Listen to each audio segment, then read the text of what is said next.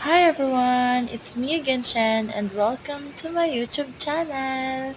So today, ipapakita ko sa inyo ngayon yung tinatawag na tatlong pulo dito sa Oriental Mindoro. So yan yung isla na tinatawag na Balite.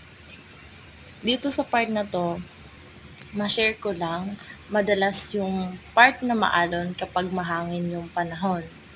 So, start sa paggaling ka ng Batangas, paglampas mo ng Verde Islands or yung Isla Verde na tinatawag, doon nag-start yung maalon na part hanggang dumating na yon ng Calapan Port. Yun lang naman is maalon kapag mahangin yung panahon. Pero kapag maganda yung panahon, maganda yung dagat, masarap yung biyahe. So, ayan, tingnan natin. Kapag sa malapitan, yan yung tatlong pulo. Yan sa tatlong pulo, yan yung pinakang malaking pulo. Yung Balite.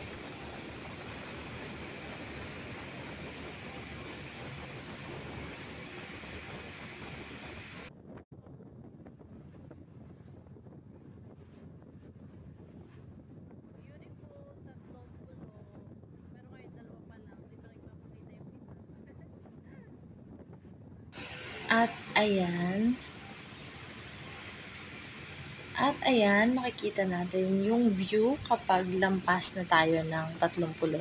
So, approaching na tayo dito sa Calapan Port. Look, so maganda.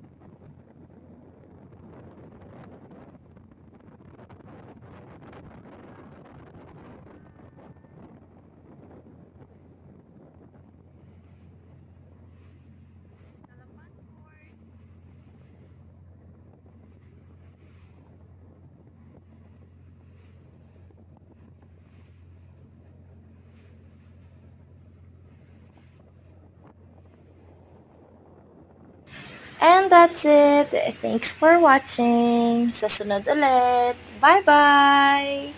Follow for more!